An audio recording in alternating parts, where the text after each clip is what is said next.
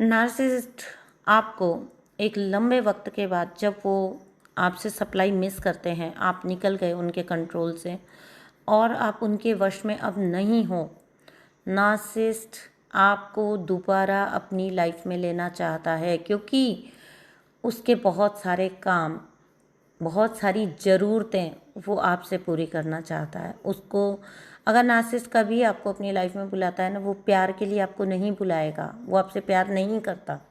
वो आपसे क्या, वो किसी से भी प्यार नहीं करता, वो खुद से भी प्यार नहीं करता। हमें लग सकता है कि वो सेल्फ ऑब्सेस्ड है, नहीं, वो खुद से हेट्रेट करते हैं, खुद से नफरत करते हैं। जब भी कोई नार्सिसिस्ट होवरिंग होती है तो बहुत बार विक्टिम इस गलतफहमी में आ जाता है कि उसकी सेपरेशन की वजह से, उसकी दूरी की वजह से शायद नार्सिसिस्ट को बहुत सारे रियलाइजेशन हो गए हैं। ये सिर्फ और सिर्फ आपका वहम होता है, दिलासा होता है जो आप खुद को देना चाहते हो। Narcissist are never agree to change, कभी भी वो चेंज होने के लिए सहमत नहीं होते, तैयार नहीं होते। They never accept their fault, वो कभी भी अपनी गलती एक्सेप्ट नहीं करेंगे, वो कभी गलत नहीं होते। प्लीज़ नार्सिसिस्ट के इस ट्रैप में मत आइए। जब वो होवरिंग करने आता है ना, वो सबसे ज़्यादा वो ना बॉम्बार्ड कर देते हैं, क्योंकि मैंने तो सही है ये चीज़, मुझे पता है। वो खुद भी मैसेज भेजेंगे, फिर वो किसी रिश्तेदारों को भी यूज़ करेंगे, अगर आपके आस पड़ोस के सराउंडिंग के लोग हैं तो उनको भी यूज़ कर लेंगे, अपने वर्क प्लेस पे लोगों को भी यूज़ कर लेंगे। हर कोई आपको इस होवरिंग फेज में, हर कोई आपको आके बता रहा होता है कि नार्सिसिस्ट कितना दुखी है, आपको अपने डिसीजन पे एक बार फिर से सोचना चाहिए। ऐसे वक्त पे मैं हमेशा एक सलाह देती हूँ, मेरी जो वास्ट जो डिटेल रीडिंग्स होती हैं उनमें भी मैं बताती हूँ, और यहाँ पर भी मैं आपको बोलूँगी, अगर आपने ठान लिया है कि आप एक नार्सिसिस्ट से अलग होना चाहते हो, तो फिर सबसे पहले आपको डेफ एंड डम होना पड़ेगा। बिल्कुल आपको अपने कान, आँख सब बंद कर लेना है, आपको अपना मुंह भी बंद कर लेना। जब कोई कहने आए मैंने एक रास्ता पकड़ा था, वही रास्ता पकड़ लेंगे तो बेस्ट रहेगा।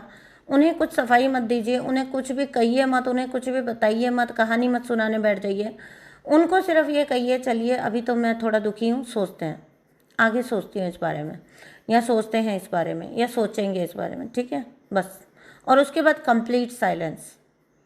ऐसे नहीं कि कोई आपके पास आया और फिर आपने उसको भी कहानियाँ सुना दी और फिर उसके जाने के बाद आप गुस्से में भी नार्सिसिस्ट को आपने कुछ रिएक्ट नहीं करना है, फ़ोन नहीं करना है, बात नहीं कहनी है, उसको नहीं कहना है कि मैं कभी नहीं आऊँगा या मैं कभी नहीं आऊँगी या तुम अकेले ही रहोगे, ये कुछ भी आपको नहीं कहने की ज़रूरत। Just silence. कोई आया, ठीक है देखते हैं सोचते हैं, खुद नार्सिसिस्ट भी आए, ठीक है देखते हैं सोचते हैं।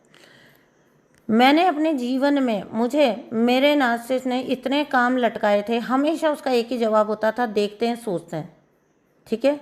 तो जब मैंने ये कार्मिक रिलीज़ किया था, तो जब कभी वो मेरे पास ये चीज़ लेकर आया कि थिंक अगेन, या किसी और के द्वारा उसने ये कहलवाया कि थिंक अगेन, मैंने बोला हाँ ठीक है देखते हैं सोचते हैं, टिट फॉर टैट। क्योंकि उसका भी देखते हैं सोचते हैं कभी नहीं आता था।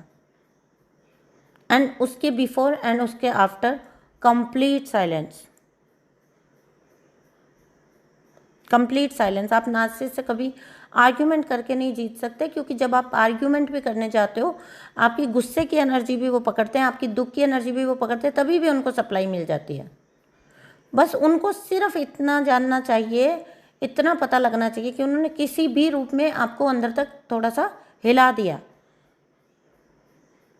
कितने घटिया लोग होते हैं ये। किसी के दुख में सुख ढूंढने वाले इंसान से बढ़कर बुरा इंसान कोई नहीं होता, और ईश्वर के क्रोध का सबसे बड़ा शिकार ऐसा ही इंसान होता है, क्योंकि ईश्वर को हर आत्मा बहुत प्रिय है।